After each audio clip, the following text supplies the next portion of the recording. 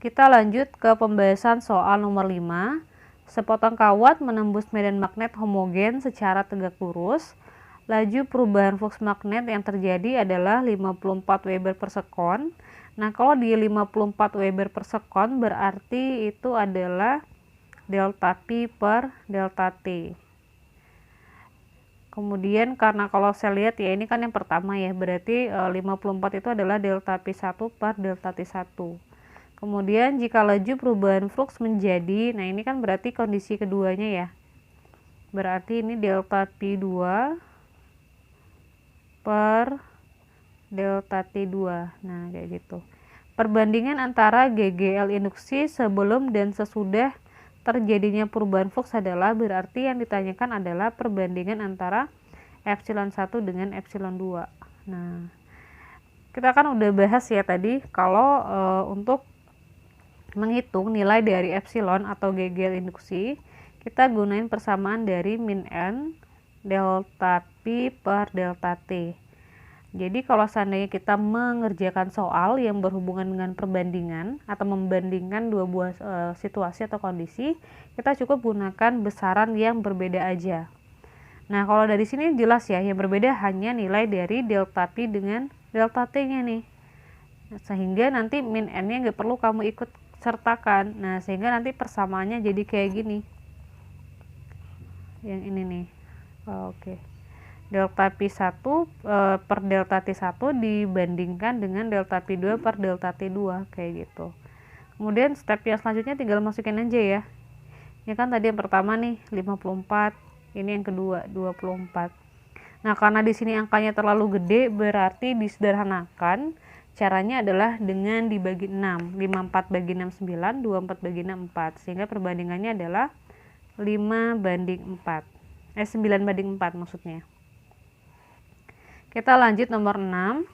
Sebuah loop kawat tunggal dengan luas menampang 6 cm persegi, artinya ini A.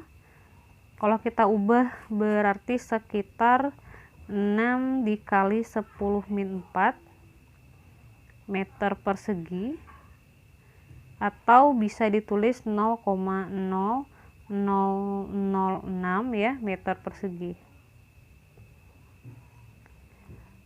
Berada tegak lurus dengan medan magnet yang besarnya bertambah secara teratur dari 0,045 Tesla menjadi 1,25 Tesla dalam waktu 1,2 sekon. Nah, berarti ini bisa delta T atau T-nya nanti. Jika hambatan loopnya segini berarti 1,6 ini R ya. Arus induksinya berapa? Yang ditanyain adalah berapa nilai I. Oke ya, langsung aja stepnya sama kayak tadi. Kita hitung GGL induksinya dulu pakai delta P per delta T. Nah, untuk menghitung delta P-nya di sini kita gunain persamaan dari delta B dikali A dibagi dengan delta T. Delta B-nya berarti kan dihitung dari yang ini kan, 1,25 dikurang 0,45 atau B2 kurang B1, yaitu 0,8 Tesla. Kemudian masukin A-nya tadi yang udah diubah ke meter persegi, 6 dikali 10 min 4, kemudian dibagi delta T-nya 1,2 sekon. Lalu tinggal kamu ini aja, hitung aja nih. 6 bagi 1,2 berarti berapa ya? 50 ya? 50 udah itu dikali 0,8, artinya 4 kan, 50 kali 0,8 4 dikali 10 min 4 volt. Nah, karena bukan volt ya, oh iya volt benar, karena kan dia gagal induksi, volt berarti. Kemudian karena kita lihat di sini dia dalam mili, sehingga kita ubah aja ke mili. Kalau diubah ke mili itu dia dikali 1000. Kalau dikali 1000 ntar jadinya 4 dikali 10 min 1 milivolt. Oh, ini salah nih. Dikali 10 pangkat 3 kan, berarti 4 kok. 4 dikali 10 min 1 milivolt. Bukan ini ya, ini salah nih. Nah, setelah itu baru kita hitung arus induksinya pakai persamaan ini, epsilon bagi R. Nah ini berarti salah ya, harusnya 4 dikali 10 min 1, atau 0,4 aja deh kita tulis, 0,4 bagi 1,6 ya, berarti kan bisa sama-sama dikali 10, berarti 4 per 16. 4 per 16 itu berarti 0,5. Enggak dong, 0,25 ya, 0,25 gitu. Oke ya, kita lanjut. Nomor 7, gagal induksi sebesar 162 volt. Ini timbul pada kumparan ketika terjadi perubahan induksi magnetik dengan laju 1,8 Tesla per sekon. Berarti ini B per delta T deh, atau B per T nanti ya. Apabila luas kumparannya segini, jumlah lilitannya berapa, N-nya berapa. Oke, langsung aja. Nah, di sini kita pakai persamaan epsilon sama dengan N delta P per delta T. Delta P-nya diganti dengan delta BA. Kemudian tinggal kita masukin aja, atau kita ubah dulu ya rumusnya ya, menjadi ini kayak gini. N sama dengan gagal induksi dibagi dengan A dikali delta B per delta T. Dengan masukin GGL-nya 162, A-nya tadi mana? 0,15. Kemudian delta B per delta T-nya yang ini ya, 1,8. Kemudian tinggal dihitung, dapatnya adalah 600 lilitan. Kita lanjut ke pembahasan soal nomor 9. Perhatikan pernyataan-pernyataan berikut. Diketahui rangkaian 24 ohm dan medan magnet 0,84 Tesla. Selanjutnya batang AB sepanjang 25 cm digerakkan ke kanan dengan kecepatan 8 meter per sekon seperti gambar. Ini berarti V. Pernyataan yang benar sesuai perlakuan di atas ditunjukkan oleh angka. Oke ya, berarti langsung aja nih kita coba cek yang statement pertama, yaitu GGL yang ditimbulkan adalah 1,6128 volt. Nah, untuk menghitung berapa gagal induksinya, kita menggunakan persamaan dari BLV. B-nya kita masukin tadi ya, 0,84 Tesla. L-nya adalah 25 cm atau bisa ditulis 0,25 meter. 0,25 meter. Kemudian dikali V-nya 8 meter per sekon.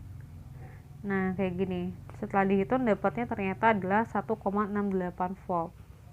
Ini enggak sama ya, berarti untuk statement yang pertama ini belum tepat. Kita coba cek statement yang selanjutnya, yang B. Oke. Yang B ini apa sih? Arus ya? Oh iya, berarti kalau ngitung arus induksi, arus induksi ya, berarti pakai persamaan epsilon dibagi dengan R, yaitu 1,68 dibagi R-nya 24, dapatnya adalah 0,07 ampere atau 70 miliampere. Kita cek, oh ternyata benar, kita tandain dulu ya. Kita lanjut ke statement yang ketiga, yaitu gaya Lorentz pada pengantar AB sebesar 0,01412 Newton ke kiri. Nah, langsung aja kita bahas. Di sini kita akan menghitung terlebih dahulu berapa besar dari gaya Lorentz-nya. Nah, untuk menghitung berapa besar dari gaya Lorentz, di sini kita bisa menggunakan persamaan dari F sama dengan B dikali I dikali L. Nah, untuk nilai B-nya itu adalah 0,84 Tesla. Kita masukin ya, 0,84.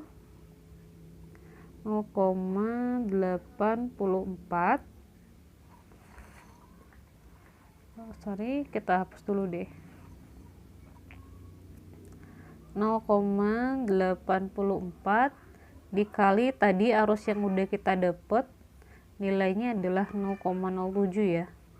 0,07 dikali panjangnya tadi 25 cm kan, atau 0,25.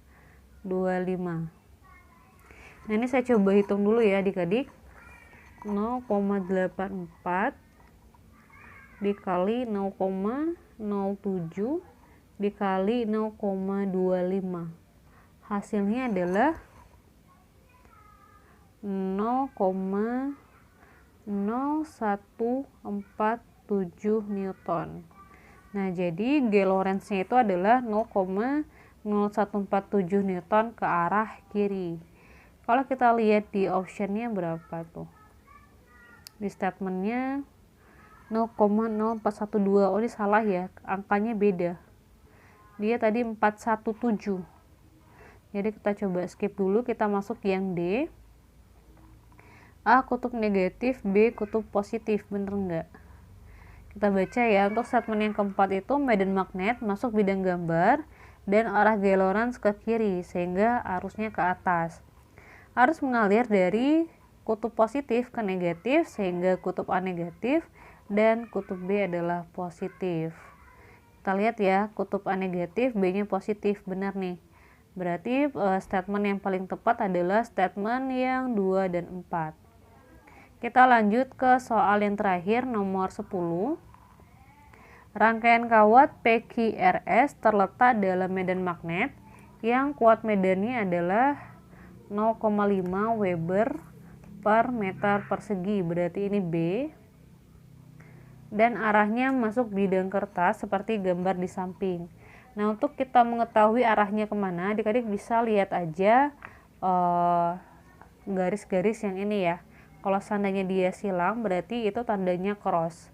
Kalau cross itu berarti dia masuk ke dalam bidang gambar. Tapi kalau misalnya tandanya titik kayak gini, artinya dot. Kalau dot itu berarti dia keluar bidang gambar. Kita lanjut. Mana nih? Oke, apabila kawat AB digeser ke kanan dengan kecepatan 4 meter per sekon, gaya gerak listrik induksi yang terjadi berapa? Oke, langsung aja di sini kita hitung nilai dari gaya gerak listriknya. Di sini kita akan menghitung dengan menggunakan persamaan dari epsilon induksi sama dengan negatif BLV. Masukin aja B-nya 0,5. L-nya 0,5 juga ya, 0,5 meter maksudnya, kemudian V-nya adalah 4 meter per sekon. Kemudian dihitung dapatnya itu adalah 1 volt. Berarti untuk gagal induksinya, ini kurang jelas ya adik-adik. Oke. Yang A dan B itu sama-sama 1 volt, kemudian kita tinggal arahnya aja nih. Nah, kalau arahnya itu yang paling tepat adalah dari B ke A, sehingga jawabannya adalah yang B. Oke, sekian dulu pembahasan soal kali ini. Terima kasih. Wassalamualaikum warahmatullahi wabarakatuh.